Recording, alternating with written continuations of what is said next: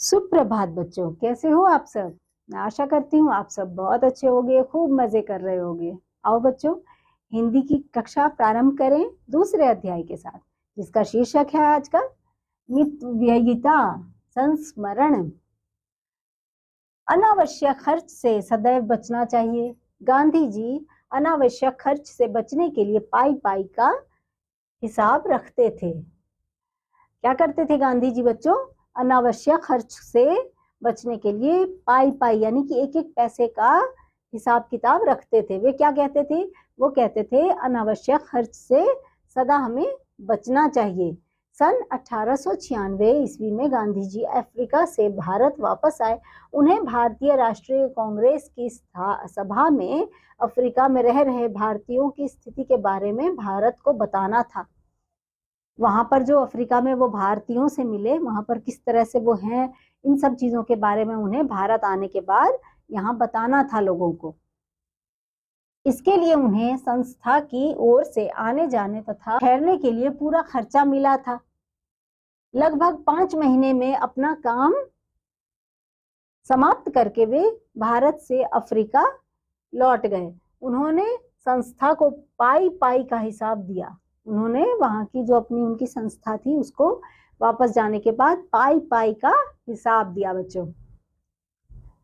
इसमें न केवल मुंबई या कोलकाता में रेल यात्रा का किराया, होटल का बिल, पंपलेट व रिपोर्ट छपवाने का खर्चा, दक्षिण अफ्रीका व इंग्लैंड को दिए गए तार का खर्चा आदि शामिल थे, बल्कि दूसरे छोटे छोटे खर्च भी सम्मिलित थे।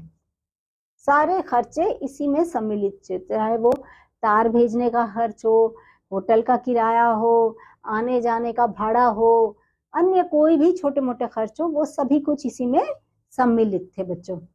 इसमें एक आने दो आने का खर्चा, भिखारियों को एक एक आना भी भीख, डाकिया स्टेशन में चपरासी, मालियों, कुलियों को एक आने से 4 आने तक के खर्च का हिसाब लिखा था। ट्राम का किराया, एक आना, स्याही, साबुन, अखबार खरीदने का खर्चा, अन्य छोटी मोटी खरीद जैसे फीते आदि का एक एक आने का भी उन्होंने वर्णन किया था। गांधी जी भारतीय राष्ट्रीय कांग्रेस के मंत्री थे। क्या थे बच्चों? मंत्री थे। वे संस्था का एक एक पैसा बड़ी सावधानी से, बहुत सावधानी से खर्च करते थे। अनावश्यक खर्चों को वे कदापि कदापि सहन नहीं करते थे। चंदे द्वारा एकत्र पैसे को वे फूंक फूंक कर, क्या करते थे बच्चों? फूंक फूंक कर खर्च करते थे। गांधी जी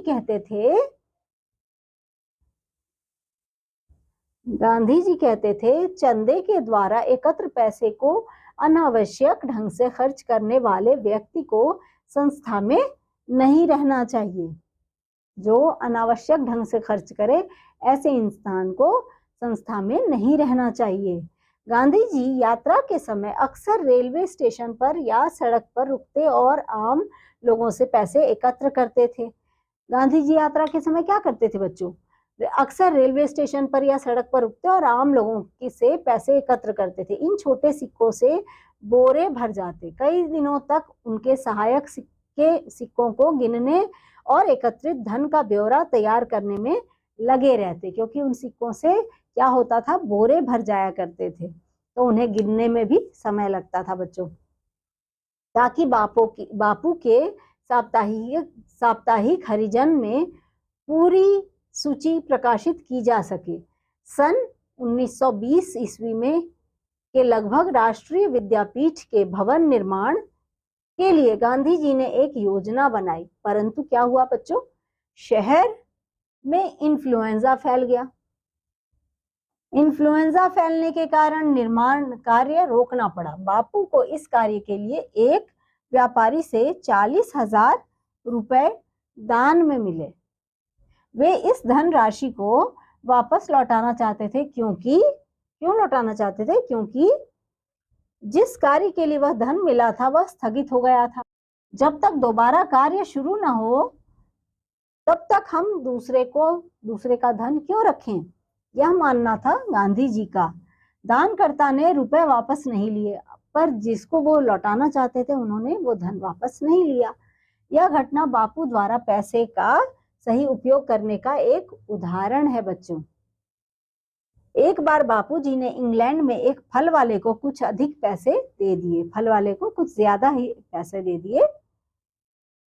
तो बाद में उसे वापस लेने के लिए वे दौड़कर गए, लेकिन तब तक वह फल वाला वहां से चला गया था। जब उन्हें याद आया, ध्यान आया कि मैंने तो उस फल वाले को ज्यादा पैसे दे दिए, अधिक पैसे दे दिए, तो वो दौड़ कर गए, उस फल वाले को बोला कि अरे मैंने मतलब गए कि मैं उस फल वाले से बोलूं कि मैंने तुम्हें ज्यादा पैसे दे दिए, लेकिन जब तक वो वहां गए पहुंचे तब तक वो फल वाला वहां से चला गया था। वे इस घटना को कभी भूल ना सके। इस घटना को उन्होंने अपनी डायरी में लिखा था, उन्होंने अपनी डायरी में उस घटना को लिख लिया था बच्चों। बापूजी का कहना था कि हर एक व्यक्ति यदि अपने खर्च का हिसाब रखने का नियम बना ले तो मेरी तरह उसे अवश्य लाभ होगा। तो बच्चों, इस अध्याय में आपने जाना आप किन से मिले, महात्मा गांधी जी से मिले, क्योंकि बापूजी की एक आदत सोच समझ के खर्च करने की, उसके बारे में आपने जाना इस अध्याय में।